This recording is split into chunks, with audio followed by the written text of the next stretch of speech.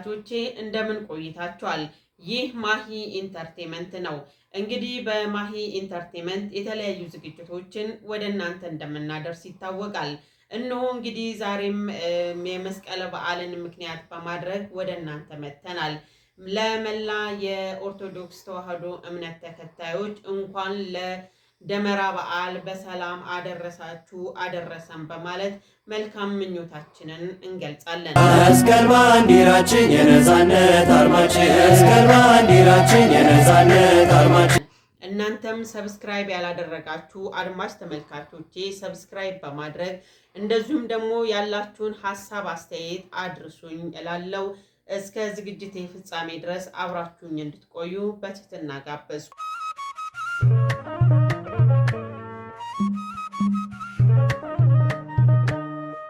እነሆ እንግዲህ የዛሬ መስቀል በዓልን ምክንያት በማድረግ የመስቀል በዓል ታሪካዊ አመጣጥን እንደዚህ ወደ እናንተ እናደርስላችኋለን። በመስቀል ደመራ በታላቁ ብርሃን፣ በመስቀል ደመራ ጌታችን መድኃኒታችን ኢየሱስ ክርስቶስ የሰው ልጅን ለማዳን የተሰቀለበት ቅዱስ መስቀል ሕሙማንን በመፈወሱ ምክንያት በርካታ አሕዛብ ክርስቲያን እንዲሆኑ አስችሏል።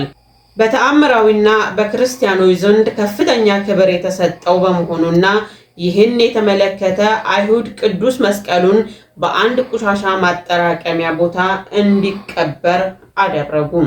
የአካባቢው ነዋሪዎች በየቀኑ ቆሻሻ ስለሚጥሉበት ቦታው ወደ ተራራነት ተቀየረ። ምንም እንኳን መስቀሉ ለማውጣት ባይችሉም በኢየሩሳሌም የነበሩ ክርስቲያኖች ቦታውን ያውቁት ነበረ።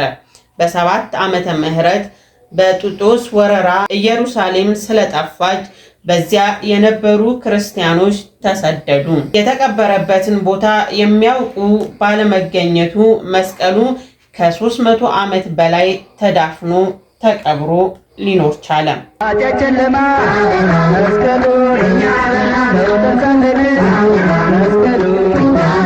በ326 ዓመተ ምህረት የንጉሥ ቆስጠንጢኖስ እናት ንግሥት እሌኒ ቅዱስ መስቀሉን ለመፈለግ ወደ ኢየሩሳሌም ጉዞ አደረገች። እዚያም ደርሳ ጉብታ የሆነውን ሁሉ ብታስቆፍርም መስቀሉ ያለበትን ቦታ ማግኘት ግን አልቻለችም። ሰውን ብትጠይቅ የሚያውቅ ሊገኝ አልቻለም። በመጨረሻም የመስቀሉ መገኘት የእግዚአብሔር ፈቃድ ነበርና አንድ አይሁድ አረጋዊ የታሪክ አዋቂና ሽማግሌ አግኝታ ቅዱስ መስቀሉ የተቀበረበትንና የተጣለበትን አካባቢ ያውቅ እንደሆነ ጠየቀችው።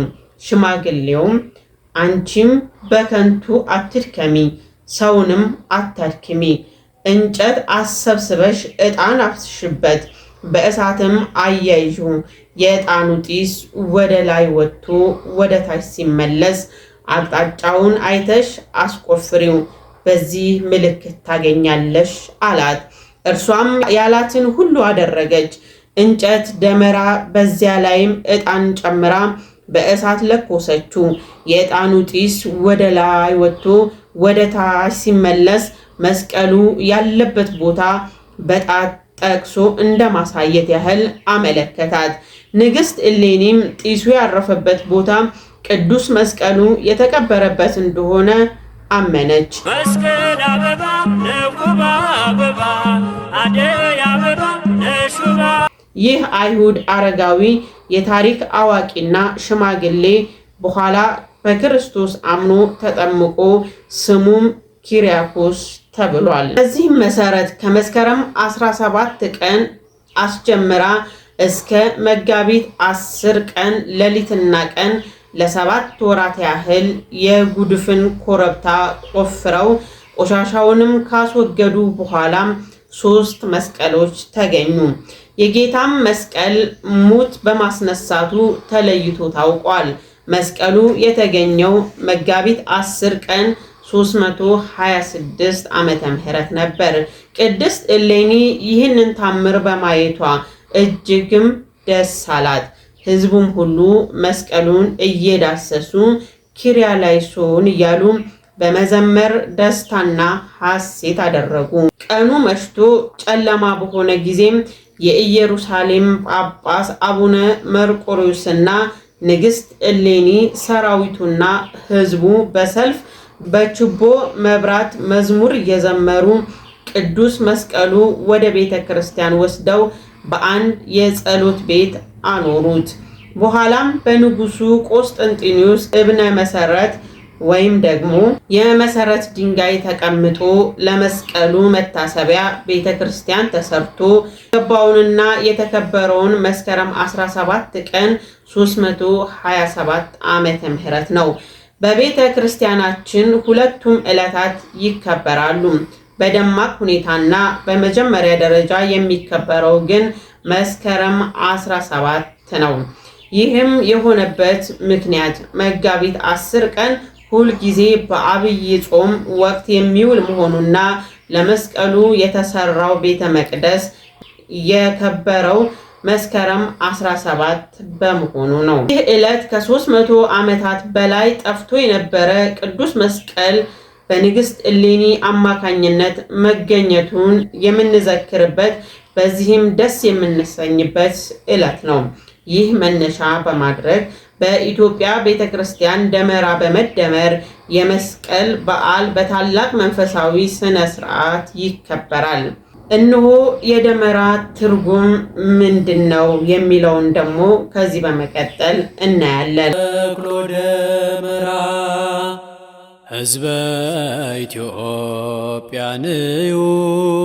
የደመራ ትርጉም ደመራ የሚለው ቃል ደመረ፣ ጨመረ፣ አንድ ያደረገ ከሚለው የግዕዝ ቃል የተወረሰ ሲሆን መቀላቀልን፣ መገናኘትን፣ መሰብሰብን፣ መጣመርን፣ መዋሃድን በአጠቃላይ ሱታፌን፣ አንድነትንና ህብረትን ያመለክታል።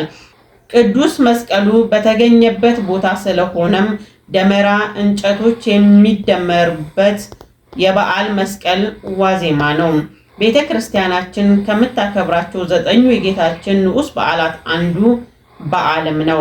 መስቀል የሰላማችንና የድህነታችን የመቀደሳችን አርማ፣ ኢየሱስ ክርስቶስ የሰውን ልጅ ለማዳን የዘላለም ሕይወት ለመስጠት መስዋዕትነት የተከፈለበት ቅዱስ ሥጋውን ክቡር ደሙን ያፈሰሰበት መንበር ሲሆን አምላካችንን የምንመለከትበት መስታወታችን ነው። ሀገራችን ኢትዮጵያ የመስቀልን በዓል ደመራ በመደመርና ችቦ በማብራት ቅዳሴ በመቀደስና ማህሌት በመቆም የምናከብረውም ለዚሁ ነው። በዚህም ላይ ይህ ታላቅ ዕፀ መስቀል በወቅቱ የነበረ ታላላቅ ነገስታት የሚያደርጋቸውን ተአምራት በማየት ለእያንዳንዳቸው ይደርሳቸው ዘንድ ከ4 ክፍል ሲከፍሉት ከአራቱ አንዱ የቀኝ እጁ ያረፈበት ግማድ ወይም ደግሞ ክፋይ ብቻ በደብረ ከርቤ ግሸን ማርያም ሲገኝ ሌሎች 3ቱ ግን የት እንደደረሱ አይታወቅም። መስቀል ባንዲራችን የነፃነት አርማችን ኢየሩሳሌም አበራ መስቀሉ ለእኛ አበራ አይሁድ አብረ አበራ መስቀሉ። እንግዲህ ይህንን ምንጭ ያገኘነው ከአምደ ተዋህዶ እንደ አውሮፓውያን አቆጣጠር ሴፕቴምበር 26 2015 ከተጻፈ ያገኘነው ነው። እነሆ እንግዲህ ውድ አድማጭ ተመልካቾቼ የዛሬ ፕሮግራሜ የነበረው የዛሬን የደመራ በዓል ወይም ደግሞ የመስቀልን በዓል ምክንያት በማድረግ ወደ እናንተ ያቀረብኩት የተለየ ፕሮግራም ነው። እንግዲህ መስቀል ለምን እናከብራለን የሚለውን ለማብራራት ሞክሬያለሁ። እናንተም እንግዲህ ደስ ብሏችሁ እንዳዳመጣችሁና ሐሳቡም እንደገባችሁ ባለሙሉ ተስፋ ነኝ። መስቀል አበባ ነውባ አበባ አደይ አበባ ነሹባ።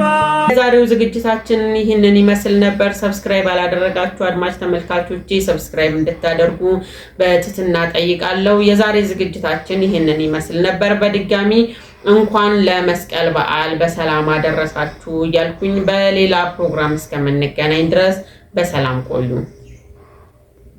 እኛ አበራ መንከብረ አበራ አበራ መስቀሉ እኛ